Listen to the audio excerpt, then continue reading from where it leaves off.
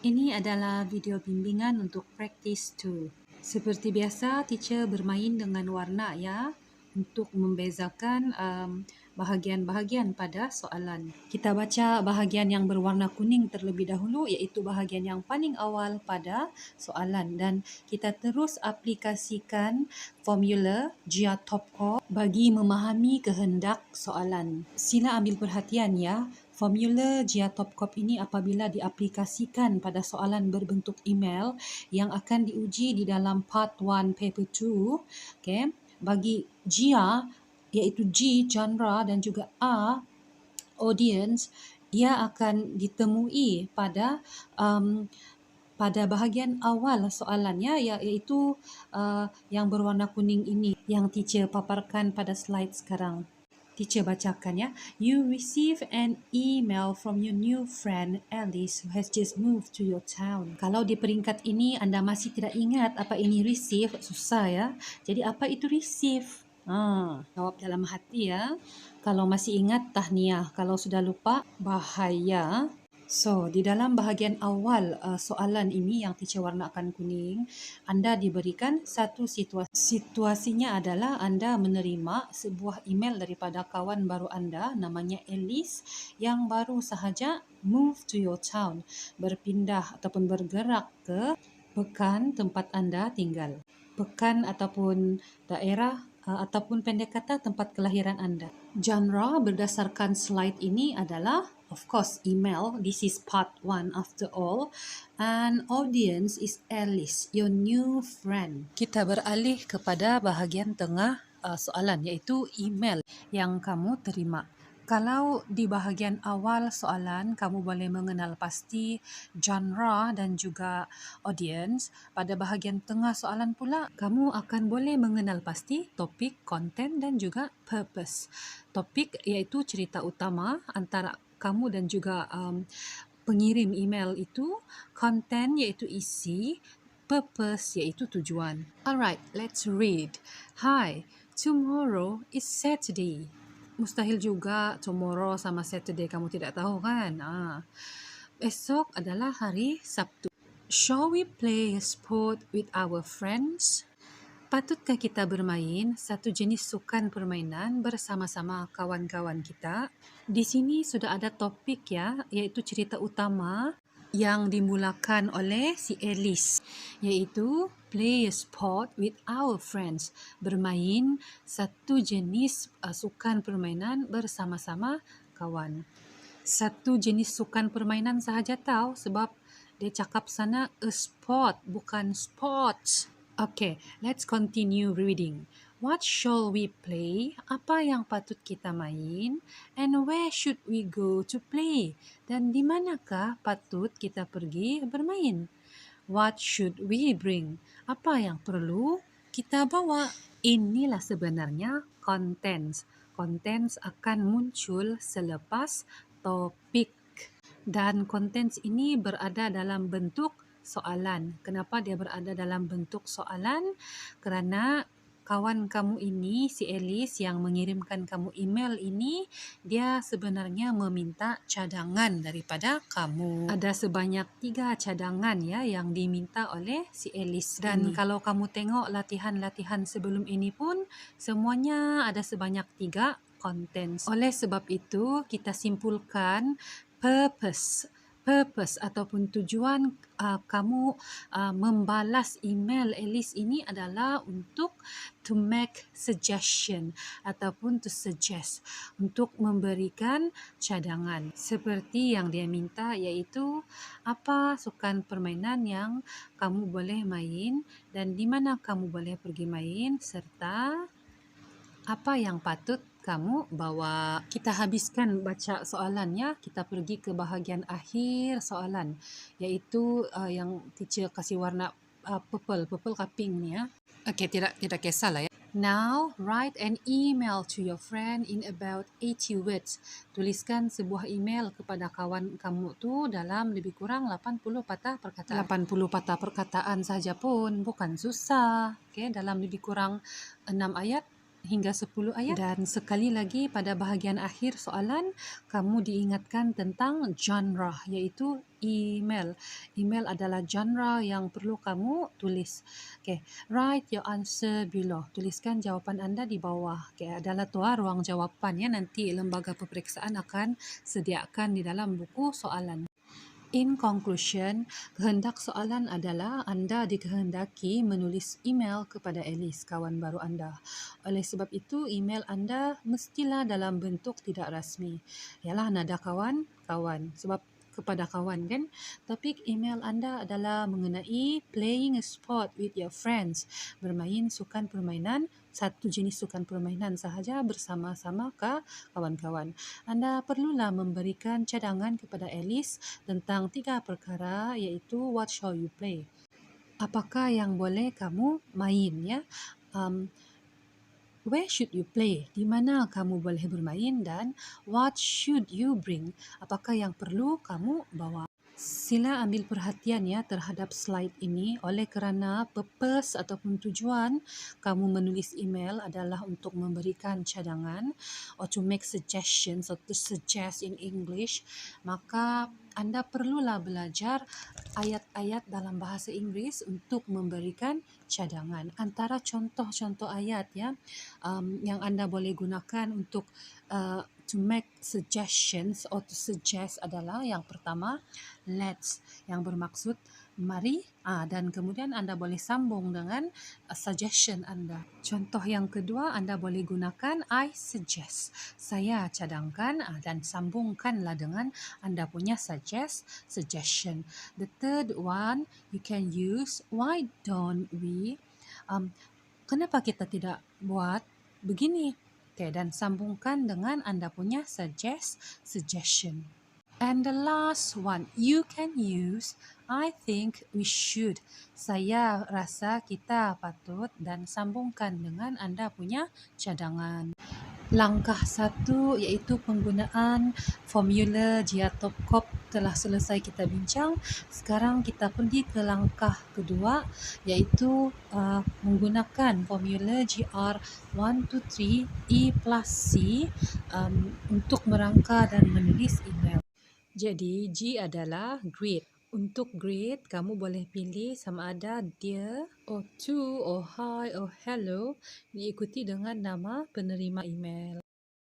G adalah greet, R pula adalah respond. Kamu boleh pilih mana-mana satu di sini ni lah. Kalau mau ambil 2 pun tidak mengapa. Ikut kesesuaian. G, R ini sebenarnya adalah introduction untuk email. 1, 2, 3 pada formula GR123 E plus C pula merupakan contents ataupun suggestions anda, cadangan anda kepada pertanyaan pengirim email. Kalau mampu add details, tambahkan detail ataupun huraian pada contents, silalah buat. GR123 sudah selesai, sekarang kita tengok pula E. E adalah ending. Jika ada introduction pada email iaitu your greeting and also your response, then there has to be an ending. Ada permulaan adalah pengakhirannya. Bolehlah pilih mana-mana contoh ayat yang sesuai ya pada nota ini. Tapi mungkin yang terakhir itu tidak sesuai. Thank you for your help itu ya tidak sesuai sebab si Alice bukan ada bagi kamu bantuan pun kan. So kenalah pandai memilih.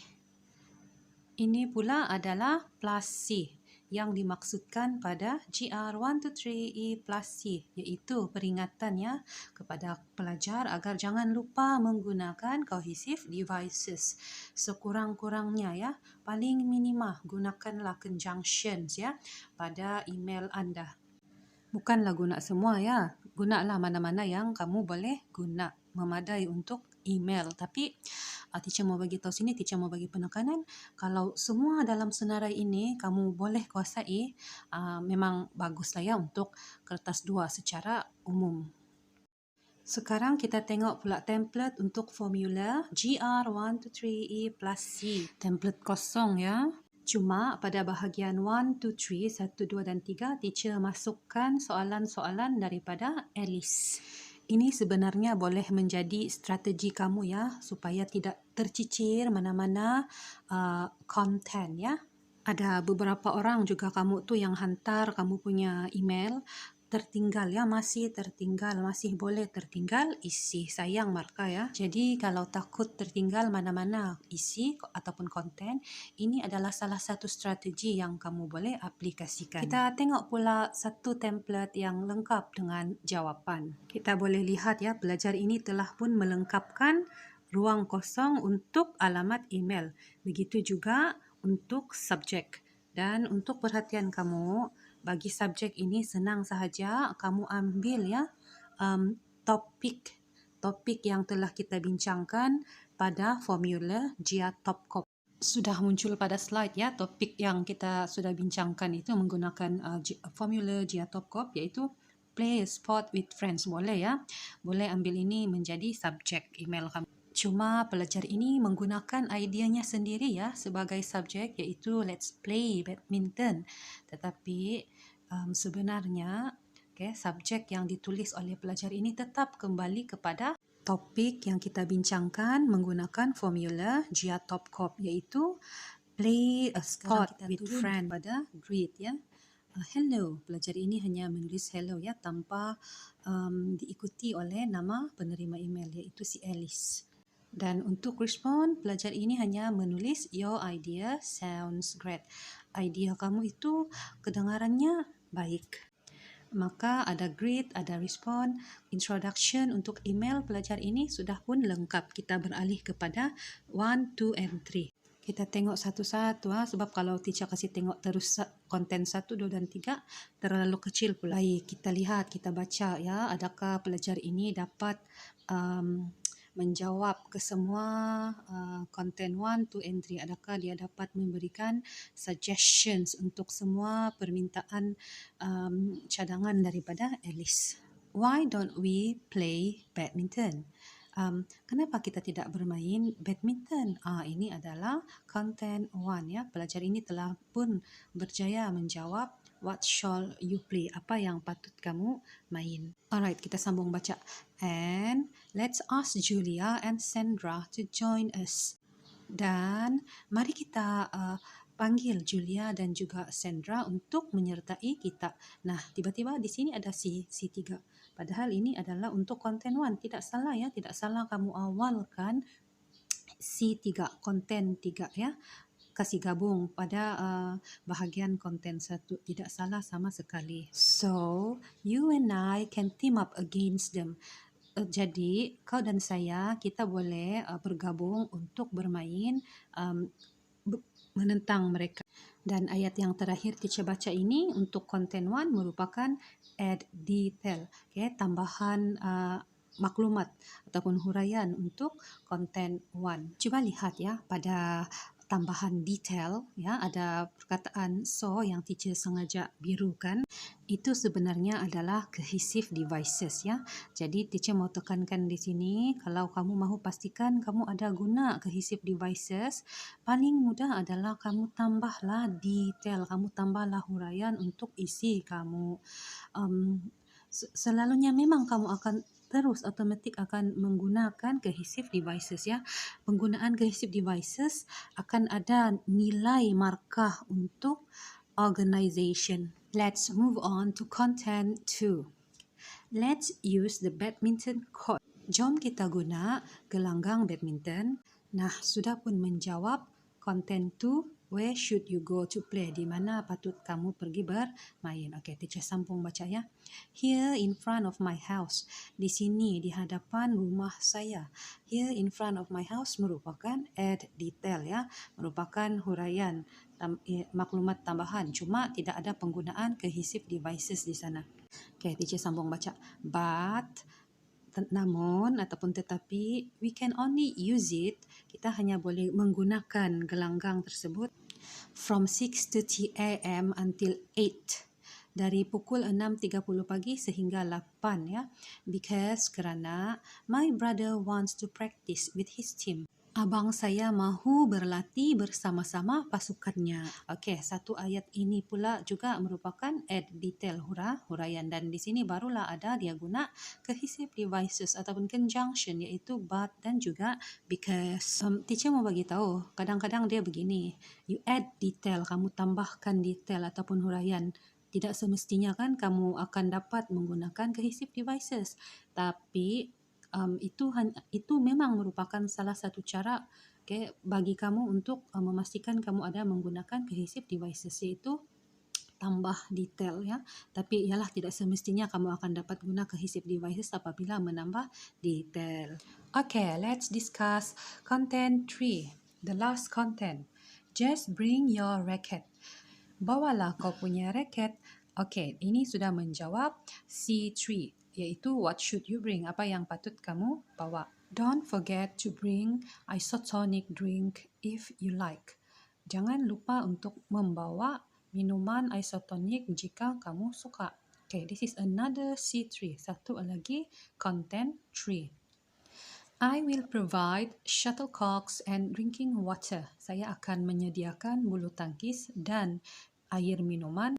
Terlupa and ya, and itu juga merupakan conjunction, salah satu cohesive device ya. Teacher lupa kasih biru ya. So, oleh itu, you don't have to worry. Kau tidak perlu risau.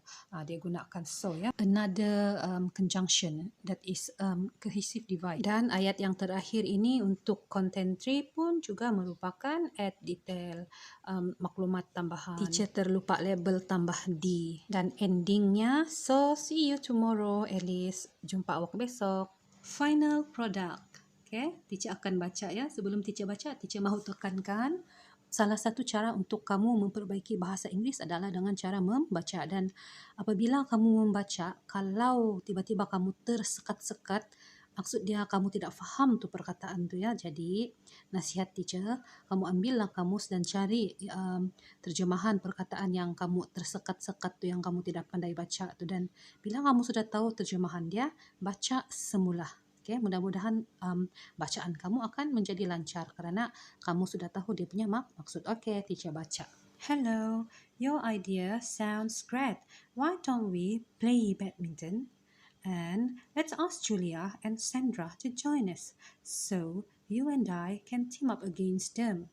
Let's use the badminton court here in front of my house. But we can only use it from 6:30 a.m. until 8 because my brother wants to practice with his team.